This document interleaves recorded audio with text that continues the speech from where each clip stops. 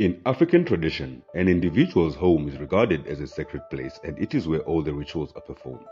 Though some rituals could be performed outside the home for specific reasons in places like certain rivers, forests and mountains, the family members first gather and perform certain activities at home.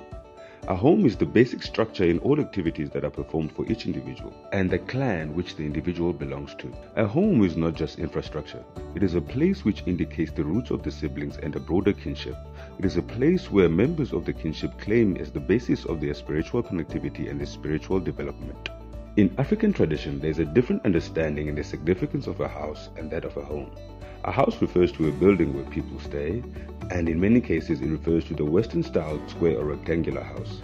A house can be sold to another owner, but a home can never be sold. A home refers to that infrastructure with a broader nature which involves the social, physical, economical, and spiritual environment where people of the same genealogy live. A home is always owned by a collective, never by an individual. As an infrastructure, a home consists of three sacred places, which are the house or houses, cattle kraal, and the space between these two sacred places, inkundla. The home is the fundamental place of worship. No other place is more sacred than a home. Though a home may consist of many huts or houses, there is one special hut that is called the main hut, indlu enkulu. It is in this hut where the clan members convene during the caucus, ibunga, and also during the process of ritual performance. It is also in this hut that the newborn baby and the mother, umdlezane, are secluded during the seclusion period. They will be in seclusion until the umbilical cord, inkaba, falls off. The main hut is divided into three sides. The left side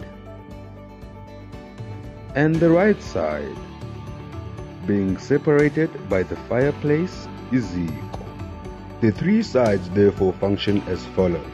The left side from the door. This is the side where males sit according to seniority. The eldest male sits next to the entrance on the left, then the others towards the far end. The right side from the door. This is the side where women sit according to seniority. The eldest female sits next to the entrance on the right, then the others towards the far end. The side opposite the door on the other side of the fireplace. And this is the place where all religious symbols, utensils, and the carcass of the animal slaughtered for the ritual are placed. The cattle kraal, as the name indicates, is an enclosure made up of poles and branches which is a sleeping place for cattle. Some people, in the absence of forest, use stones to build the cattle kraal. Though the cattle kraal is a place where cattle are kept, it is also regarded as a sacred place.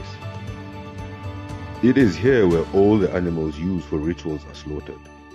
Both males and females belonging to the same clan participate in the ritual performances inside the cattle kraal. Women who are married into the clan do not participate in the activities inside the cattle kraal.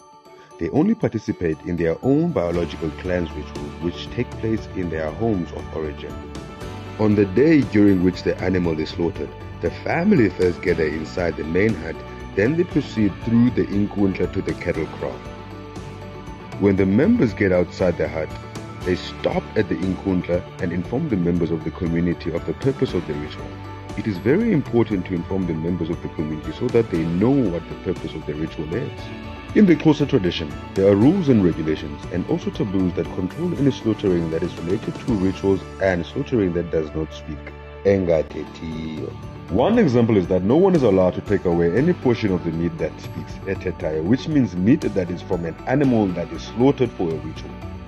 But for a slaughtering that is just done for family consumption and has no association with ancestors, like a birthday party or marriage feast, people can be given some pieces to take them home, because it is therefore important to inform the members of the community the nature of the ritual, so as to also have them as witnesses that the particular ritual was performed. Then from inkundla, the family members proceed to the cattle kraal. The cattle kraal is also divided into three sides. Ikhandi is the cattle kraal entrance. Ikhandi is regarded as very important in African tradition, and it is believed that the place is highly charged with the presence of the ancestors. It is at this place that the elderly always go to talk to the ancestors when they experience a problem relating to the ancestors.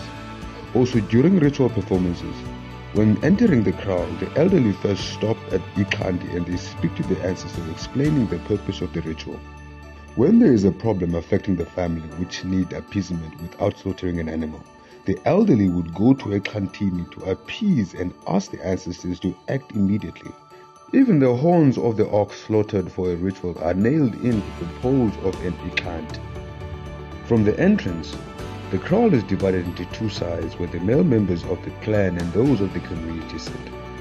On the right-hand side from the entrance iklant, the clan members sit according to seniority, while on the left side are the community members, also according to seniority by birth and initiation.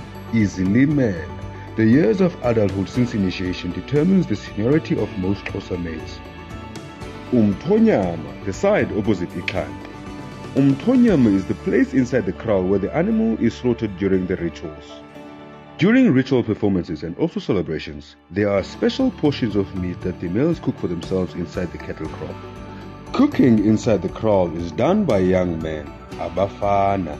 Young married women, abafazana, have a special place near the house where they cook for all the people attending the ceremony. These women cook next to igogo, a fireplace where a stack of wood is placed. After the animal has been slaughtered, there are certain portions of meat depending on that particular community that are given to women to cook.